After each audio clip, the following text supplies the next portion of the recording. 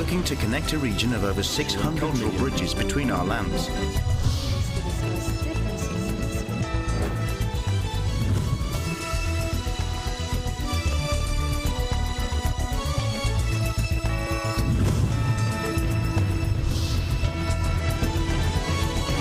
Hello, I'm Alma Angeles and you're watching ASEAN in Focus. On today's headlines.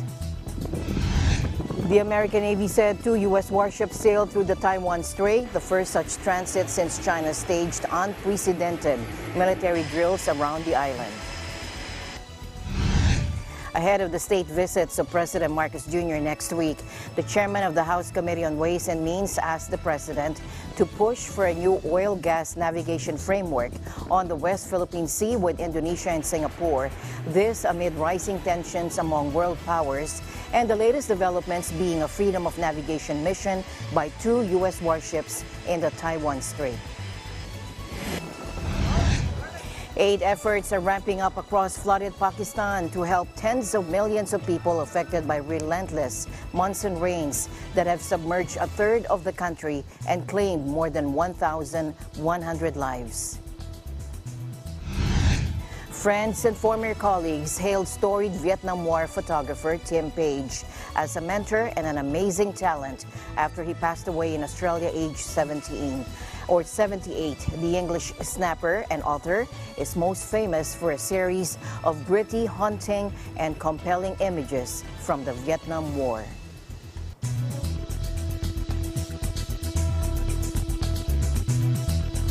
First in our news, the American Navy said 2 U.S. warships sailed through the Taiwan Strait, the first such transit since China staged unprecedented military drills around the island.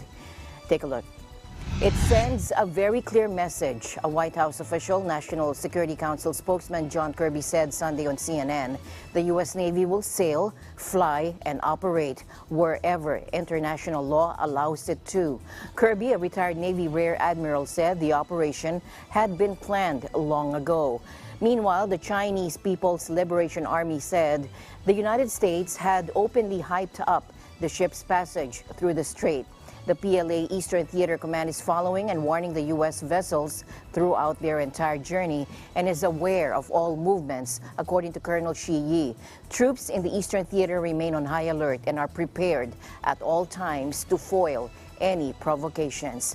A statement said the U.S. 7th Fleet said that the pair of Ticonderoga CLA or Ticonderoga class guided missile cruisers, the USS Antietam and the USS Chancellorsville, conducted the routine transit on Sunday through waters where high seas freedoms of navigation and overflight apply in accordance with international law. The 7th Fleet is based in Japan and is a core part of the U.S. Navy presence in the Pacific. The U.S. and Western allies have increased freedom of navigation crossings by naval vessels of both the Taiwan Strait and the South China Sea to reinforce the concept that those seas are international waterways, sparking anger from Beijing. Tensions in the Taiwan Strait soared to their highest level in years this month after U.S. House Speaker Nancy Pelosi visited Taipei. Taiwan lives under constant threat of an invasion by China, which claims the self-ruled democratic island as part of its territory to be seized one day by force if necessary. Washington diplomatically recognized Beijing over Taipei but maintains de facto relations with Taiwan and supports the island's right to decide its own future. And ahead of the state visits of President Marcos Jr. next week, the chairman of the House Committee on Ways and Means asked the president to push for a new oil-gas navigation framework on the West Philippine Sea with Indonesia and Singapore. And this to the view that any military violation of territorial integrity is a threat to the security of all regional citizens. House Committee Ways Means Chairman Joey Salceda made the request amid rising tension among world powers, the latest developments being a freedom of navigation mission by 2 U.S. warships in the Taiwan Strait. He He said this is a geopolitical context that is very prone to miscalculation. The U.S. is trying to regain its status as the world's preeminent power. China and Russia and other emerging powers are seeking to challenge that. Salceda argued, reiterating that ASEAN will mind its own business, including ASEAN waters in the South China Sea, sending a signal that we are not interested in the games of great powers, but that we will help each other keep these seas open. A solid ASEAN upholding a shared interest in these waters will keep dramatic aggression in the contested waters at bay, according to Salceda. The president prepares for a state visit to Indonesia and Singapore next week. Aid efforts ramped up across flooded Pakistan to help tens of millions of people affected by relentless monsoon rains that have submerged a third of the country and claimed more than 1,100 lives. Pakistani officials have blamed climate change, which is increasing the frequency and intensity of extreme weather around the world. Take a look. So, literally 1/3 of Pakistan is underwater right now, which has exceeded every boundary, every norm we've seen in the past. We've never seen anything like this. Even the 2010 super floods, which had literally wiped out half the country, was better than this. I mean, we are much worse today than 2010. So I think it's taking time for both for our international friends to understand how egregious and catastrophic the calamity is, but really there's no more absorptive capacity. Already the rivers are raging. 2 provinces are almost entirely inundated. They look like the ocean. When we send in water pumps, they say, where do we pump the water? It's all one big ocean. There's no dry land to pump the water into. So it's become a crisis of unimaginable proportions. So really it's time for the big emitters to review their policies. We have crossed what is clearly, we've crossed a threshold, not just Pakistan, but many countries. The global climate has crossed a threshold earlier than expected, and we are the ground zero as the tipping point happens.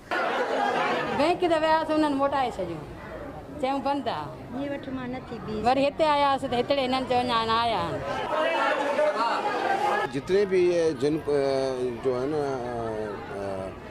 मुतासर हैं, उन मुतासरों को जो है ना Benazir income support programme से ज़्यादा बढ़कर एक गवर्नमेंट जो है ना 25,000 फी खानदान के हिसाब से दे रही है. Authorities and charities are now struggling to accelerate aid delivery to more than 33 million people affected, a challenging task in areas cut off because roads and bridges have been washed away. There was some relief on Monday when the International Monetary Fund approved the revival of a loan program for Pakistan, releasing an initial $1.1 billion.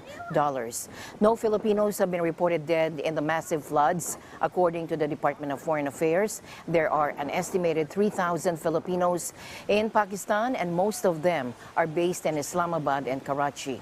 According to the DFA, 90% of the countrymen there are household service workers, and the rest are professionals or staff of international organizations. The East Asia Summit Workshop on Maritime Cooperation, Technical and Scientific Cooperation towards Clean, Healthy and Sustainable Oceans was held today at Sofitel. Maritime cooperation is an established thematic priority of the East Asia Summit and is enshrined in the Manila Plan of Action to advance the Phnom Penh Declaration on the EAS Development Initiative 2018 to 2022. Here's a glimpse of the workshop. The theme of this year's workshop is technical and scientific cooperation towards clean, healthy, and sustainable oceans. The Philippines, during its ASEAN chairmanship in 2017, worked hard for the inclusion of maritime cooperation as an area and as a key priority area in the EAS Plan of Action. The ASEAN Center for Biodiversity, as the sole ASEAN Center for Excellence based in the Philippines, supports and assists ASEAN member states in their efforts to conserve and protect maritime biodiversity, as well as to advocate for the fair and equitable sharing of its benefit and sustainable use. Almost all EAS participating countries are coastal states, and 8 out of 10 ASEAN member states have their borders touching the sea. Thus, the coming together of neighboring countries for joint cooperation is imperative. His Excellency Ekapab Pantabong will deliver a message from the ASEAN Secretariat in Jakarta. The Philippines' commitments and efforts to pursue the implementation of Section 9 on the maritime cooperation under the EAS Manila Plan of Action through to this workshop is indeed commendable. Provide tremendous services, including food, water, medicine, and the vital ecosystem services. Marine debris pollution is, in fact, among the fastest growing threats to the health of the world's oceans, human health, and economic development. This growing threat is recognized globally. The 2030 Agenda for Sustainable Development, or the Sustainable Development Goals, includes in its SDGs 14. Against this backdrop, ASEAN is committed to strengthening the collective action to address this pressing issue, as reflected in the Bangkok Declaration on combating marine debris in 2019. The ASEAN Regional Action Plan on combating the marine debris in ASEAN member states, launched in May 2021, further outlines the strategic actions set to be implemented by ASEAN in the next 5 years. This goes without saying that the dire state of our oceans is something that requires immediate action. To those of you who are not familiar with the East Asia Summit, the EAS is the region's premier forum wherein the leaders of participating countries undertake strategic dialogue to tackle political and economic issues and challenges that affect the region. And it is this maritime sphere that we need to strategize and pull our resources together, our expertise and know-how, and our technologies in order to address these challenges together. Although we face regional issues and global challenges such as this ongoing pandemic and the effects of climate change, the problems that our marine environment is facing is something that warrants urgent attention, especially because our EAS region is a global marine biodiversity hotspot. The workshop aims to promote and advance cooperation among EPCs in science, technology, and innovation for a clean, healthy, and sustainable ocean in the region in accordance with relevant international laws and frameworks, including the 1982 UNCLOS. Particularly, the workshop will also, 1, examine the current state of the ocean in East Asia and the Indo-Pacific, 2, discuss ongoing scientific and technical cooperation efforts and best practices between and among EPCs, including ongoing initiatives in combating marine plastic pollution, protecting marine biodiversity, and climate change mitigation and adaptation. 3, explore and identify new opportunities and/or areas for improvement in the conduct of joint cooperative research, technology development, and innovation capacity development and information sharing among EPCs. Here in the country, infectious disease expert Dr. Ron Jean Solante said there is no need for a lockdown implementation to prevent the spread of monkeypox in the country. Let's listen in. That's overacting, no, in terms of lockdown as an option for monkeypox infection. Ang current cases natin are not enough yet to say na kailangan tayo mag-lockdown. And we know that monkeypox is not as highly transmissible as COVID. No?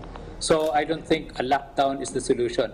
It's important to increase the awareness in these regions, especially kung saan ang monkeypox ngayon, in terms of the community, paano natin maiwasan ang monkeypox, ano yung mga common sintomas para ma-increase natin yung health-seeking behavior ng mga tao na mayroong ganitong sintomas, magpupunta sila sa mga doktor nila. Importante, kung ma-diagnose sila, they will also be isolated to stop the human-to-human transmission. On Friday, Department of Health Officer in charge, Maria Rosario Vergere, said they haven't established the facts to confirm with certainty the local transmission of monkeypox in the country. This after the 4th case, a 25-year-old Filipino, disclosed no documented travel history to countries with confirmed cases of monkeypox. Ukraine's foreign ministry says a team of scientists, the International Atomic Energy Agency, the world's nuclear watchdog, is now heading to Ukraine's Zaporizhzhia nuclear plant, which is currently under Russian control.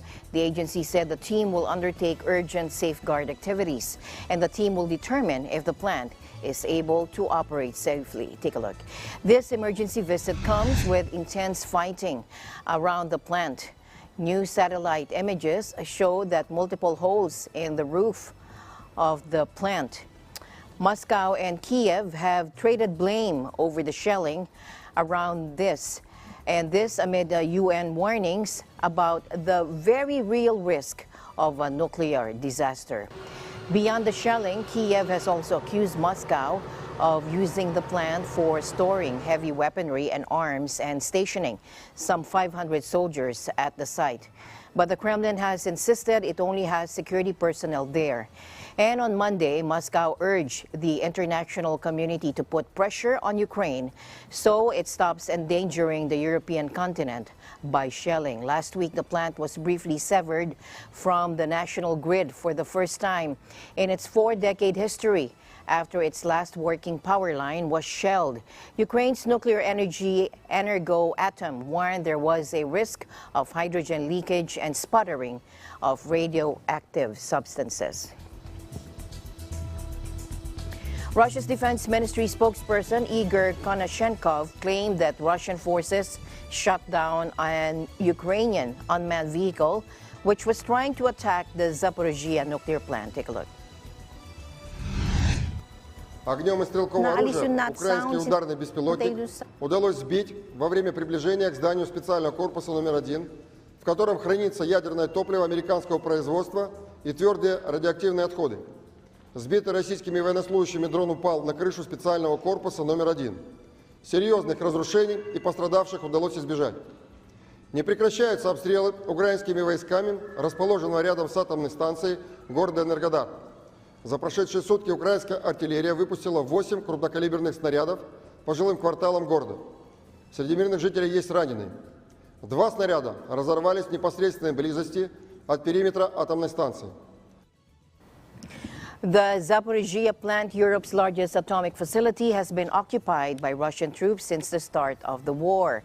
Moscow and Kiev are trading blame for shelling around the complex of 6 Soviet-designed nuclear reactors in the city of Energodar in southern Ukraine. In the Russian-occupied city of Zaporizhzhia, which lies close to Europe's largest nuclear plant that has been targeted by shelling, Ukrainians are picking up iodine pills and preparing for the worst. Ми пережили Чорнобильську АЕС. Загроза була дуже дика. Вижили, дякувати Богу. Зараз я її оцінюю в 100% загрозу. Ну, це так, це моє бачення. 6 реакторів, не один. Таблетки приймаються в разі небезпеки, коли буде об'явлена тривога. Перші 6 годин після об'явлення обов'язково. Дітям з 3 років до 12 по пів таблетки видається, остальним людям з 12 до 40 років по цілу таблетки 100. Можливо, радіоактивна хмара і не дойде до того місця, де ви перебуваєте. Тобто, під час видання сигналу номер 2 ми будемо чітко розуміти, яких саме місцевостей торкнулася ця радіоактивна хмара. Ми будемо... Ukraine's nuclear agency, Energoatom, has warned of a risk of a radiation leak. Kremlin spokesman Dmitry Peskov urged the international community to put pressure on the Ukrainian side so it stops endangering the European continent by shelling. The UN's nuclear watchdog has for months been asking to visit the site, warning of the very real risk of a nuclear disaster. Writing on Twitter, Grossi on Monday said an IAEA support and assistance mission was now on its way with a team due to arrive later this week. Experts say any leak at Zaporizhzhia would more likely be on the scale of the 2011 Fukushima disaster in Japan. The news continues. Zero Eagle News will be right back.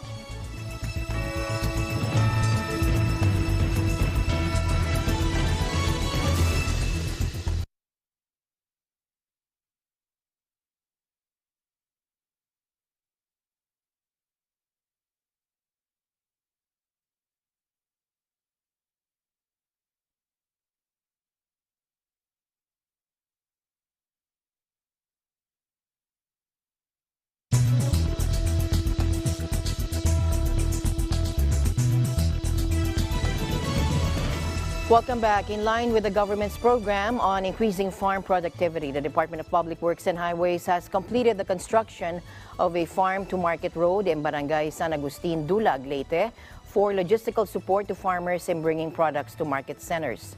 Based on a report submitted by DPWH Region 8 Director Alan S. Borromeo, Secretary Manuel M. Bonoan said that the 1.02 lane kilometer concrete road project was delivered through the allocation of 11.7 million pesos under the 2022 General Appropriations Act, or GAA. He said with this project, farmers will be able to benefit with paved road, allowing transport of goods to traders and consumers with relative ease. Implemented by DPWH, Leyte 2nd District Engineering Office, the project commenced in April and completed in July 2022.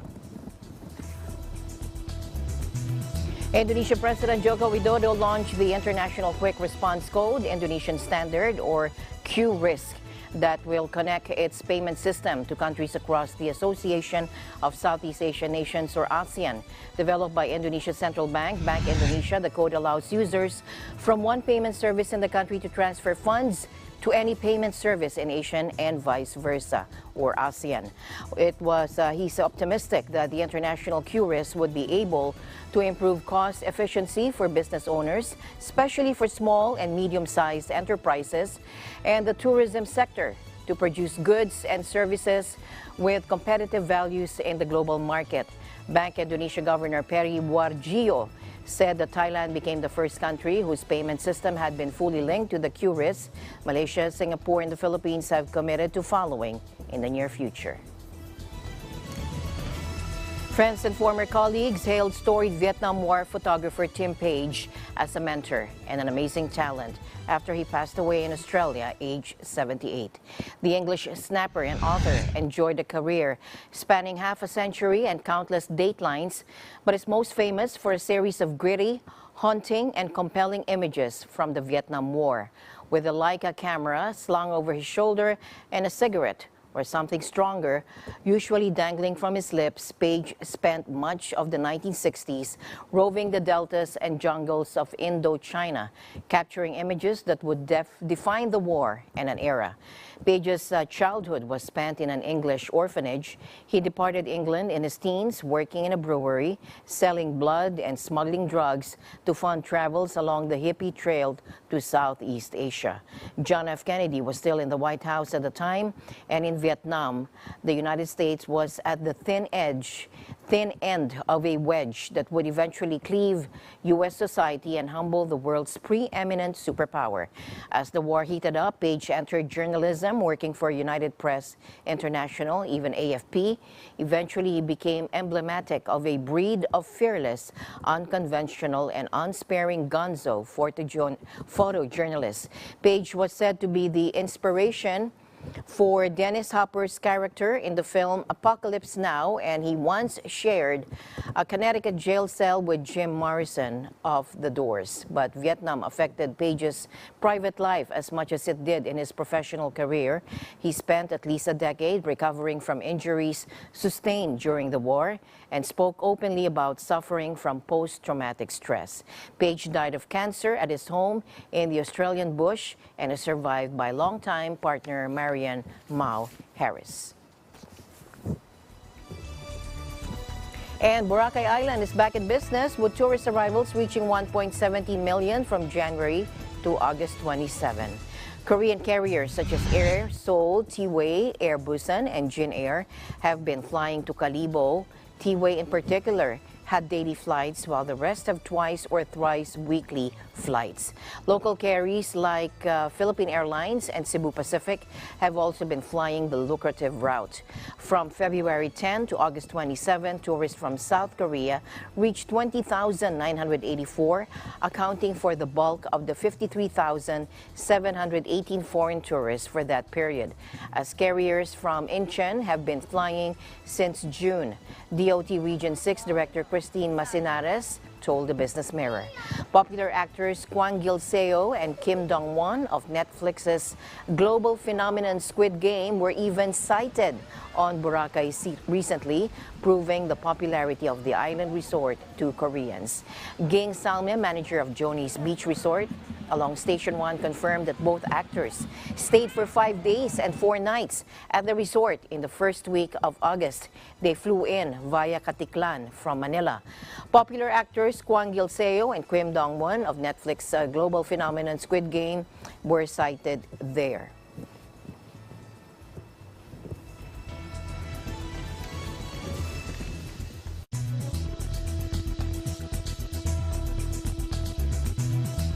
And that is the latest news in the ASEAN region. Thank you for joining us today. I'm Alma Angeles. We'll see you back tomorrow. Stay in the news because we live in extraordinary times.